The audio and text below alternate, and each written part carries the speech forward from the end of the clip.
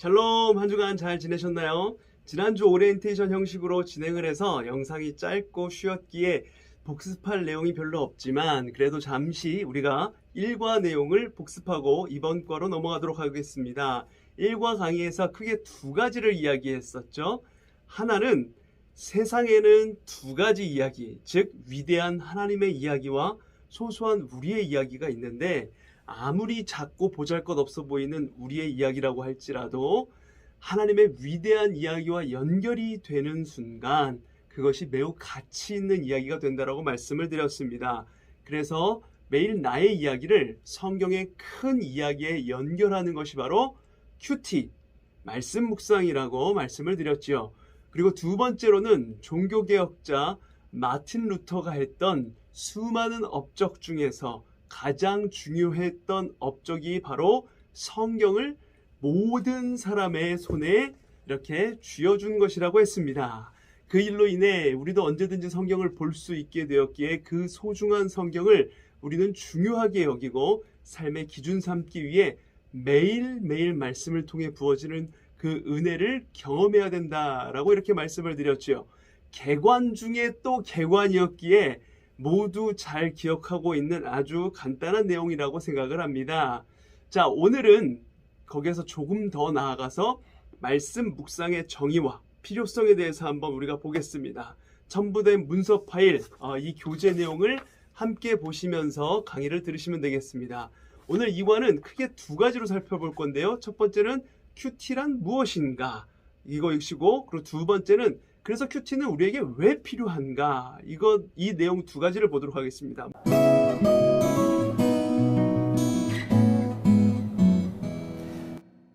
말씀 묵상이랑 흔히 말하는 명상과는 다른 개념이에요. 영어로 보면 묵상이 큐티, quiet time이다 보니까 그냥 조용히 있는 명상과 비슷한 것으로 생각하기 쉬운데 그 의미는 전혀 다릅니다. 흔히 동양 철학에서 말하는 명상이란 우주와 하나가 되기 위해서 자기 자신과 의식을 비우는 것을 이야기하죠. 그러나 하나님은 단순히 우리의 생각을 비우는 것 이 정도가 아니라 우리의 마음을 말씀으로 채워서 삶의 모든 영역에 적용하기를 원하세요. 우리의 생각과 마음을 채우는 것이 바로 말씀 묵상 큐티입니다. 묵상의 성경 원어 히브리어는 하가인데 이 단어는 소가 되새김질하듯이 곱씹다라는 의미를 가지고 있어요. 하나님께서 나에게 주신 말씀을 되새기며 기억하고 소리내어 읊조리며 그 말씀에 초점을 맞추어 심사숙고하는 일련의 과정이 바로 말씀 묵상입니다. 하나님께서 우리에게 원하시는 바는 크게 5가지라고 할 수 있어요. 삶에서 그것은 예배와 교제, 통치, 충만, 안식인데요. 말씀 묵상을 통해서 하나님을 예배하며 우리 주님과 교제하고 주님의 통치를 받아 누리게 되며 주님의 뜻을 세상에 드러낼 수 있고 생명과 자유를 누릴 수 있게 되는 것입니다. 자, 먼저 첫 페이지 하나님께 드리는 예배 볼게요. 1번. 자, 비록 우리가 지금 코로나로 인해 대면 예배를 원활하게 드리고 있지는 못하지만 그럼에도 우리는 정한 시간, 정한 장소에서 하나님을 예배합니다. 이것이 공동체로 드리는 예배이죠. 그와 더불어 우리는 더 많은 시간을 흩어져서 각자의 삶의 영역에서, 삶의 처소에서 우리 몸으로 하나님의 뜻을 살아내는 삶의 예배를 드립니다. 그리고 성령의 임재 가운데 하나님과 1대1로 만나 교제를 하는데 이것을 개인 예배라고 합니다. 말씀 묵상 큐티는 바로 이 개인 예배 가운데 하나님의 뜻을 묻는 시간이며 하나님의 뜻을 삶으로 살아내는 삶의 예배로 나아가는데 출발점이 되는 것입니다. 자, 로마서 12장 1절 2절 말씀 우리 교재에 나와 있는데 한번 보면 이렇게 나와 있습니다. 2페이지에 그러므로 형제들아 내가 하나님의 모든 자비하심으로 너희를 권하노니 너희 몸을 하나님이 기뻐하시는 거룩한 산제물로 드리라. 이는 너희가 드릴 영적 예배니라. 너희는 이 세대를 본받지 말고 오직 마음을 새롭게 함으로 변화를 받아 하나님의 선하시고 기뻐하시고 온전하신 뜻이 무엇인지 분별하도록 하라. 아멘.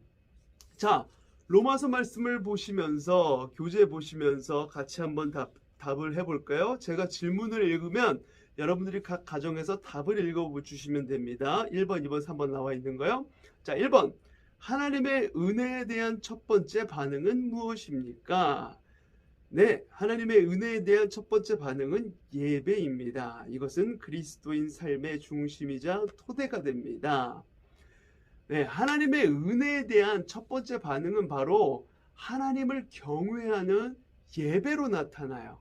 마음을 새롭게 함으로 변화를 받는 길, 하나님의 뜻을 알아가는 길, 바로 예배로부터 시작을 하는 것입니다.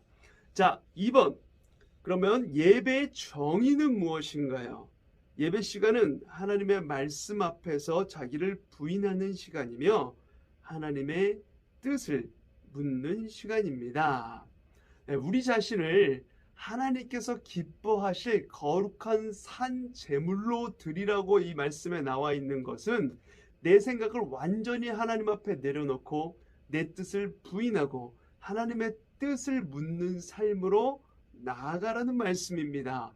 예배는 나 자신을 내려놓고 나의 파닥파닥 이렇게 활개치는 내 자아를 내려놓고 하나님을 알아가는 시간이 바로 예배예요. 자, 그럼 3번. 삶의 예배란 무엇입니까?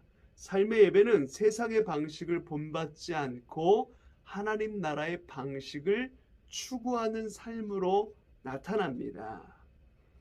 네. 그래서 삶의 예배는 세상의 방식이 아닌 하나님의 방식을 추구하는 삶으로 이렇게 나타나게 되는 것입니다. 나 자신을 부인했을 때, 자, 하나님 나라의 방식을 추구하게 되는 것이죠. 자, 괄호 2번 하나님과의 교제를 보겠습니다. 말씀 묵상이란 날마다 말씀과 기도를 통해 하나님을 인격적으로 만나는 교제하는 일입니다. 그리스도인은 말씀 묵상을 통해서 하나님이 어떤 분이신지를 깨닫고 경배하며 하나님의 뜻을 발견하여 매일 그 뜻에 순종하는 삶을 살아가야 되는 것이죠. 살아계신 하나님은 우리에게 말씀이라는 언어를 통해서 말씀하시고 우리는 기도라는 언어를 통해서 하나님과 대화, 소통을 합니다. 말씀과 기도는 하나님과의 교제에 있어서 두 가지 핵심적인 기둥이고 핵심입니다. 자, 3페이지 말씀하시는 하나님.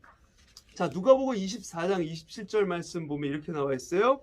이에 모세와 모든 선지자의 글로 시작하여 모든 성경에 쓴 바 자기에 관한 것을 자세히 설명하시니라.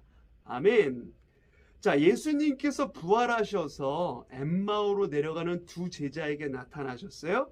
제자들에게 구약 성경을 통해 자신을 자세하게 내가 누구인지를 설명하는데 예수님 당신이 이 땅에 오신 참 메시아라는 사실을 성경을 통해서 입증을 하고 계십니다.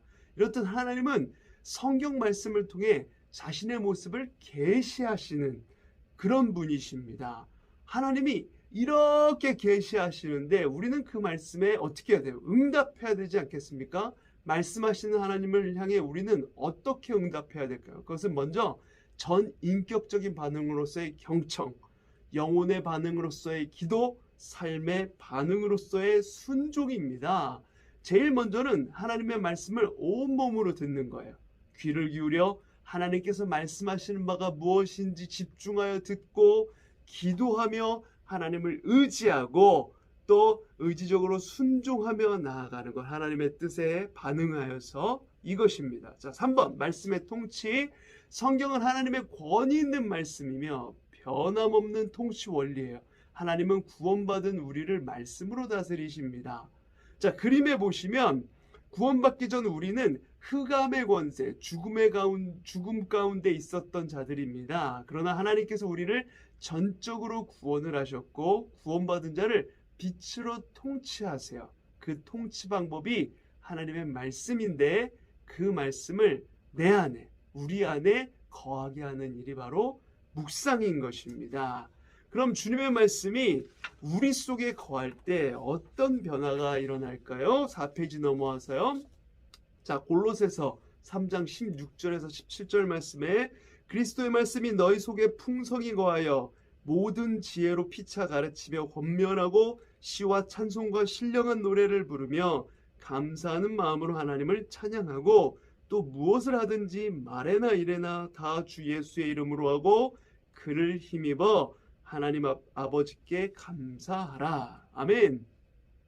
자, 우리 안에 그리스도의 말씀이 풍성하게 거하게 되면 지혜로 가르치고 권면하고 찬송하고 신령한 노래를 부르며 감사하는 마음으로 하나님을 찬양하게 됩니다.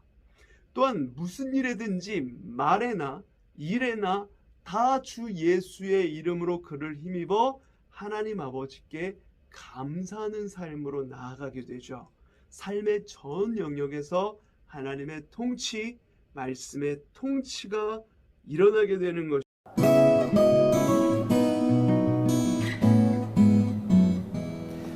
자, 벌써 첫 번째 거 끝났고요. 이제 두 번째. 그럼 2번. 말씀 묵상 왜 필요한가를 볼게요. 필요성에 대해서. 자, 우리가 먼저 말씀 묵상이 무엇인지에 대해서 살펴보았죠. 이제 말씀 묵상이 그렇다면 왜 필요한 것인지, 말씀 묵상을 해야 되는 동기에 대해서 하나님의 뜻, 그리스도인의 삶, 하나님의 인도, 영적 성장, 영적 승리의 관점, 이 5가지 관점에서 살펴보도록 하겠습니다. 먼저 말씀을 묵상하는 것이 바로 하나님의 뜻이기 때문에 그래요. 자, 창조의 목적, 하나님은 하나님의 형상을 따라 사람을 지으셨죠. 창세기 1장에 나옵니다. 하나님의 형상이라는 건 뭐냐면 하나님과 같이 영적인 존재로 지으셨다는 겁니다. 영적인 존재로 만물을 다스리도록 우리 인간을 창조하셨고 생육하고 번성하라 명하셨습니다. 그래서 사람은 세상의 그 어느 피조물보다도 존귀하고 특별한 존재들이에요. 그렇다면 하나님이 우리를 하나님의 형상을 따라 지으시고 하나님의 자녀로 부르신 목적이 무엇일까요? 고린도전서 1장 9절에 이렇게 나와 있습니다.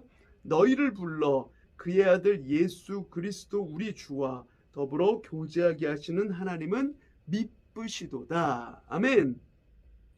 자, 바로 예수 그리스도와 교제하게 하기 위해서 우리를 지으셨고 자녀로 불러주신 것입니다. 이게 목적이에요.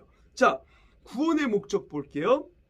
하나님께서 애굽, 이집트에서 430년간 노예로 살아가던 이스라엘 백성들을 출애굽시키시고 구원해 주셨죠.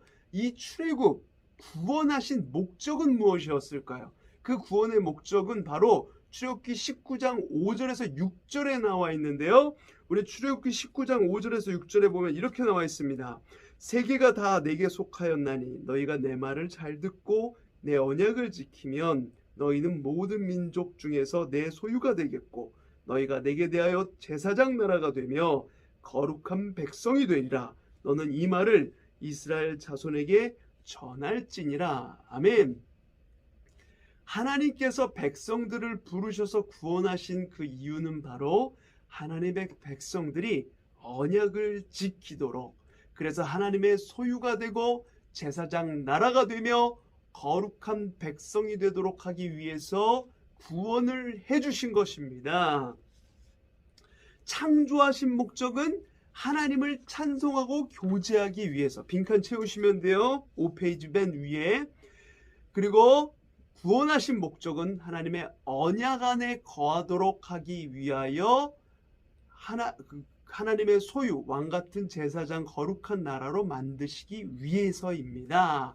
자, 이 목적에 맞게 하나님을 찬송하고 하나님의 언약 안에 거하기 위해서 우리는 하나님의 뜻을 알아가는 말씀 묵상이 필요하다는 거예요. 자, 두 번째로 그리스도인의 삶 자체가 말씀 묵상이에요. 자, 성경이 말하는 구원과 그리스도인의 삶에 대한 바른 이해를 가지고 있다면 그리스도인의 삶에서 말씀 묵상은 선택해도 되고 안 해도 되고 이런 게 아니라 필수입니다. 무조건 해야 되는 거예요. 그리스도인이라는 말 자체가 그리스도를 믿는 사람이라는 뜻이잖아요. 그러면 우리가 그리스도를 믿는데 당연히 그리스도 예수를 알아가야겠죠. 그리스도인으로서 그리스도를 알아가는 목적은 그 선택이 아니라 필수라는 것입니다.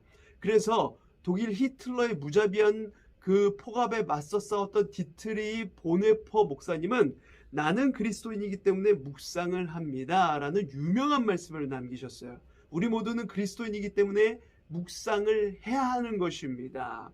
자, 예수님의 본, 또한 예수님은 아무리 중요한 일이 있었어도 눈코 뜰 새 없이 많은 사역 가운데서도 사귐, 교제보다 앞서지 않게 하셨고, 사람들의 필요에 따라 무엇인가를 하는 것보다 하나님 아버지의 뜻을 묻는 것을 사역의 최우선순위로 삼으셨어요.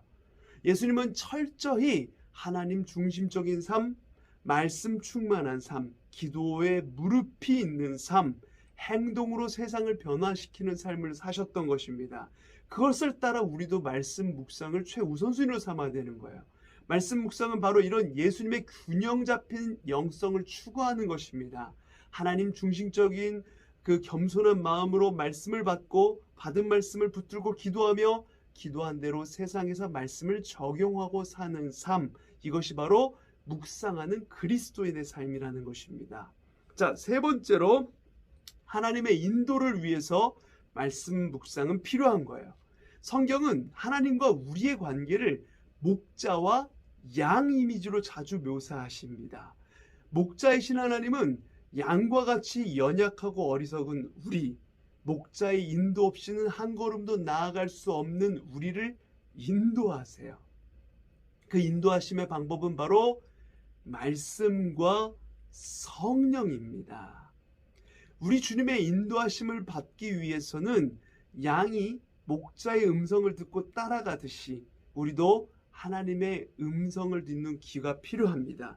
그래서 말씀을 읽을 때 성령을 초청하시면서 성령께서 우리 귀가 열리도록, 그 말씀 묵상을 하며 따라가도록, 주님께 순종하며 나아가도록 그렇게 하는 것입니다. 자, 네 번째로 영적 성장을 위해서 말씀 묵상이 필요해요. 6페이지 넘어왔습니다. 베드로전서 2장 1절에서 3절 말씀 볼게요. 그러므로 모든 악독과 모든 기만과 외식과 시기와 모든 비방하는 말을 버리고 갓난아기들 같이 순전하고 신령한 젖을 사모하라. 이는 그로 말미암아 너희로 구원에 이르도록 자라게 하려 함이라. 너희가 주의 인자하심을 맛보았으면 그리하라. 아멘. 사람의 생명이 있고 없고는 반응과 성장에서 나타나죠. 살아있기에 반응을 하고 살아가면서 성장할 수 있게 되는 것입니다. 사도 베드로는 우리가 갓난아기의 상태에 머물지 않고 영적으로 성장하기 위해 두 가지를 명령해요. 하나는 모든 악독과 기만과 외식과 시기와 비방하는 말을 버리라는 것이고, 다른 하나는 순전하고 신령한 젖을 사모하라는 것입니다. 말씀을 순전하고 신령한 젖에 비유한 것인데, 그 이유는 순전하고 신령한 젖은 아이가 먹기에도 좋은 것이지만 그와 더불어서 아이에게 영양을 공급해주고 아이를 자라게 만드는 성장의 원동력이 되기 때문에 그렇습니다. 아이에게는 목마름도 해결해주는 것이고 영양도 보충해주고 없어서는 안 되는 필수적인 것이 바로 엄마의 젖이죠. 우리에게 말씀이 이와 같다는 것입니다. 우리는 그리스도의 장성한 분량에 이르기까지 자라기 위해서 순전하고 신령한 젖과 같은 그 말씀을 계속해서 그 영양분을 섭취하면서 나아가야 하는 것입니다. 자, 마지막 다섯 번째로 영적 승리를 위해서 말씀 묵상이 필요합니다. 여호수아 1장 8절 말씀에 보면은 약속의 땅 가나안을 앞에 두고 하나님은 여호수아에게 중요한 명령을 내리시죠. 그것은 바로 이 율법책을 내 입에서 떠나지 말게 하며 주야로 그것을 묵상하여 그 안에 기록된 대로 다 지켜 행하라. 그리하면 네 길이 평탄하게 될 것이며 내가 형통하리라 라는 말씀이었습니다. 가나안의 거대한 성, 거대한 민족을 정복하고 거대한 족속들과의 전쟁에서 승리할 수 있는 비결은 세상의 방법이 아닙니다. 엄청난 힘과 무기를 가지고 갈고 닦는 그 훈련을 통해서 이루어지는 게 아니에요. 가나안 정복, 우리의 전쟁은 영적인 전쟁이기 때문에 오직 하나님의 말씀을 가까이 하는가 가까이 하지 않는가가 전쟁의 승패를 결정하는 것입니다. 대장 되신 하나님의 말씀에 순종하며 승리하는 것이고 그 말씀에 불순종하면 패배하는 것입니다. 이 영적인 승리를 날마다 누리도록 하는 것이 바로 하나님의 말씀을 묵상하는 것입니다. 말씀 묵상에 힘써서 날마다 영적인 승리를 누리는 여러분 모두가 되시기를 축복합니다.